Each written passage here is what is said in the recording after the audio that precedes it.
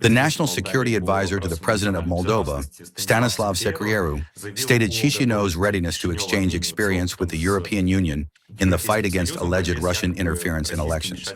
How does Moscow evaluate the statement of the Moldovan official?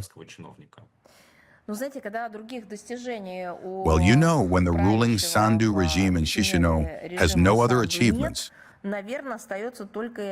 all that remains is to exchange lies, fakes, and fantasies with the European Union. Well, if there were anything else, they would exchange something else. Products, I don't know. Financial achievements or technologies. But apparently, so to speak, either the European Union isn't opening its arms to this, or there are other reasons.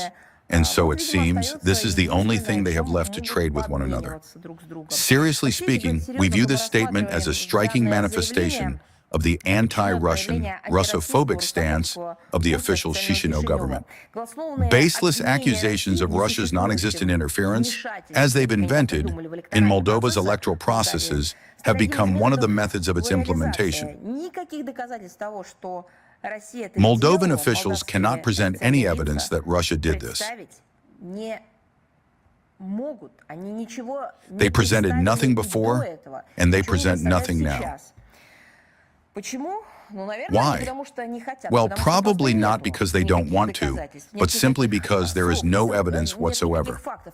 There are no facts, only words, and false words at that, with fictitious accusations. On the contrary, during the presidential and parliamentary elections in Moldova in 2024 and 2025, independent media outlets drew attention to massive violations of voter rights by the Moldovan authorities themselves. European sponsors helped the Moldovan authorities in this. That is, they helped violate Moldova's own legislation. In the run-up to the elections, as you probably remember because we have spoken about this repeatedly, Chișinău was actively visited by European politicians and officials, not for the purpose of election observation in the context of internationally accepted norms, but to openly campaign in favor of specific political forces. They promised to continue financial support to specific politicians, or, so to speak, to specific social groups in the event of the election or victory of specific political figures they had designated.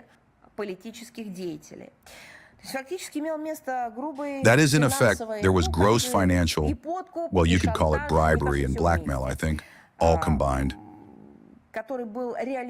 that was carried out against Moldovan voters,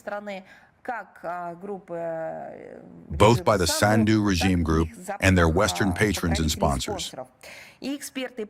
Both experts and political scientists pointed to the absolute lack of transparency in the organization of voting, in particular by mail in Western European countries in North America, as well as the mass transportation of voters to the polling stations located there. You probably remember how polling stations and ballots were manipulated on the territory of the Russian Federation, which was ready to assist in conducting the elections on its territory at the request of the Moldovan authorities. But it was the Moldovan authorities who did everything to open the minimum number of polling stations on the territory of Russia,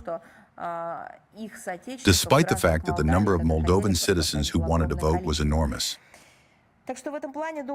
In this regard, I think there remains no doubt as to exactly what experience Chișinău and Brussels intend to exchange with each other: lies, falsehoods, and fakes.